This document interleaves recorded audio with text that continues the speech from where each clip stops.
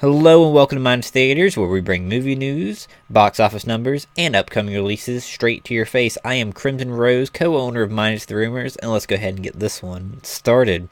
So I hope you guys are having an amazing week, and coming up to this weekend, I hope it is very good. But let's go ahead and give you a little bit of movie news, and maybe let you decide on some movies you want to see up this coming weekend or not. So first up, we have a little bit of the comic book movie news.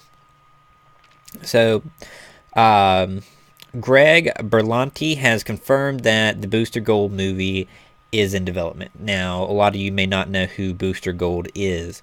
So, he is a DC comic book superhero. He's a time traveler. He's very egotistical. He's funny. He brings a lot of lightheartedness, a little bit of silliness. He's funny. He's really interesting. He's really a cool character. He's not wildly popular per se, but he's one that people like a lot that know him. He's going to bring a lot more of the humor back into the DC, which, the last few movies and upcoming movies are going to be very dark, which I prefer. But it's going to be a nice little balance with him in there. You've also got Shazam with Dwayne Johnson, so another should be a lighthearted movie. Let's see, the Booster Gold movie will probably be written by Stentz and probably directed by Berlanti, so it should be playful and quirky, and it should just be an enjoyable movie. So for you that are big DC comic book fans that are looking for kind of a different character in the cinematic universe, here you go. Here's Booster Gold. Don't know yet when we would get this movie, so leave it at that. So in some I gotta get some lights going around me. In some non-comic book movie news, we have Jumanji. So Dwayne The Rock Johnson is working on Jumanji, and he's gotten both Kevin Hart and Jack Black on board with this movie. So it's going to be a great movie with those three. That cast right there, amazing, hilarious. So this isn't going to be like a parody of a movie. It's going to be a complete reboot. I did not realize this movie came out 21 years ago. I am 21. That is ridiculous. I'm technically older than this movie, but still, wow. But apparently they're doing it as a reboot. It's been so long. It's been over 2 decades. I feel old. But it's going to honor Robin Williams, who was the main star of that movie. So that's cool. That's pretty cool that they're going to honor, the guy that made the movie as big as it was way back when. So that's pretty cool. I'll give you more when I find out more about this movie. It looks like it will probably hit theaters in July of 2017, so that's cool. So yeah, a little bit of non-movie news, but moving on, I've actually got some more non-comic book news, I should say. So Russell Crowe has confirmed that he will be involved in Alex Kurtzman's The Mummy remake. So that's pretty cool. Apparently this movie is supposed to be really scary. It's supposed to be like a family friendly but scary movie. It's kind of like what the original was. So that's cool.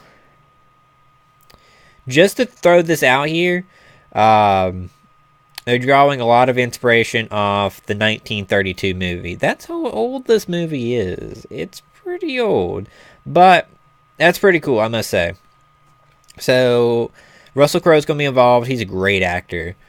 And it looks like it'll hit theaters June 9th, 2017. I'm excited about this movie. Not only because it's The Mummy, and, the original actually is pretty good. I recommend checking it out. 1932 and then the 1999 movie. So there are two previous movies for this.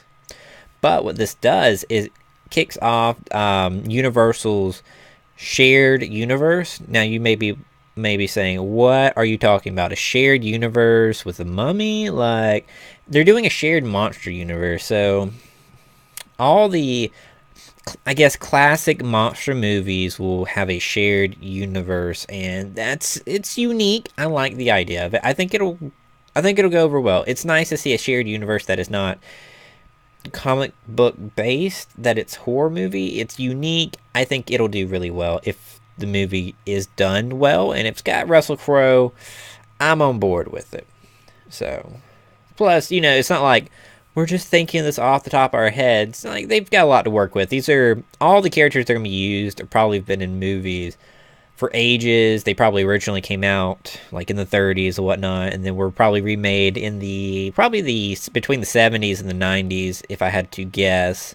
Now they're getting another reboot, and these should actually put the horror genre back to where it should be, because the horror genre has not been good lately, to say the least. So I'm excited, and plus it'll be, I think it's supposed to be like family friendly-ish, so that's cool.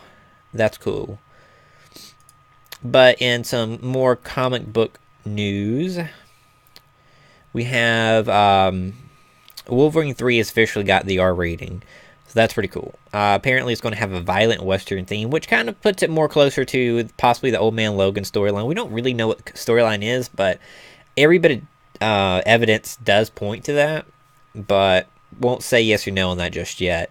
But the movie is getting its R rating. That's pretty exciting to get. Hugh Jackman's last Wolverine movie will be unadulterated, amazing. So that's pretty cool. Apparently, a little side note: the original Wolverine was shot in R rating, but they did extra takes in PG-13. So when they brought it to the studios, like, hey, we have this R movie, but we also shot it as a PG-13. Which would you prefer? We'd prefer the R rating, but which would you prefer? They went with PG-13. So excited to see what this is. I think it's gonna be amazing. I mean, if anything, like what we've seen from the Deadpool movie, R-rated comic book movies can be amazing if done right with the right characters, not done like an R-rated Superman. That's stupid. Why would you do that? But with Wolverine, yeah, absolutely. He's violent. It fits his persona. So yes, that's exciting. Video game movie news. I feel like this is going to be something that's going to be much more prevalent in the news. We've got right now where we've left the Twilight and the sparkly vampires, werewolves in the past. That phase of movies. We had the phase of zombies, which I think will inevitably make a comeback. But we passed that. Now we're in the phase of comic book movies. And I think that's here to stay. I don't think that's leaving us, thanks to DC and Marvel. But I think the phase of video game movies are starting here. So that's going to be an exciting time. But I've been teasing you enough. So the Assassin's Creed movie has its first trailer. This movie does release this, I believe, December. It's pretty good. It doesn't give you a lot of meat. It's not a bad trailer. It's not a great trailer. It's just kind of there, enough to wet your taste buds like, hey, what's going on here? I recognize this. A few things are changed. I recommend you check it out. That's all I can tell you about. It's there. Check it out. It's not bad. It's not good. It's actually really pretty. It looks really good. Cinematic-wise, but it doesn't tell you a lot. No spoilers, as a lot of trailers do, and which I really enjoy the fact that I don't know a lot about this movie just yet. So I'm very excited about that. But it's there. Go check it out. But in other news, we have a lot of news this week for once. Disney has reached the $1 billion at the U.S. box office in a record time. So what that means is through ticket sales and the whatnot, they've reached $1 billion. Now, last year that record was set by Universal due to Jurassic World and other movies back to back. Universal did it 165 days last year.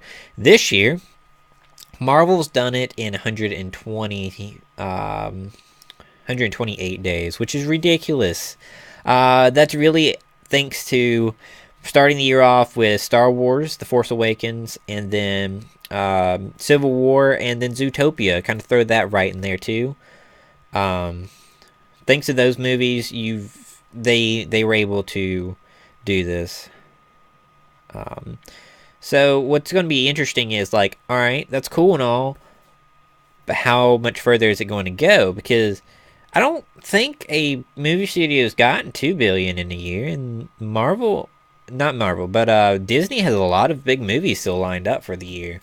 Doctor Strange is a big one. So we'll see about that. But either way, they reached that record, and it's really cool to see them do that in such a small amount of time. Just kind of want to throw that out you guys and let you know that. But our last little bit of news it's not particularly news. I thought it would be a fun little side tangent to cover with you guys. So they did a poll, actually asked people all over the U.S., who's your favorite Marvel character?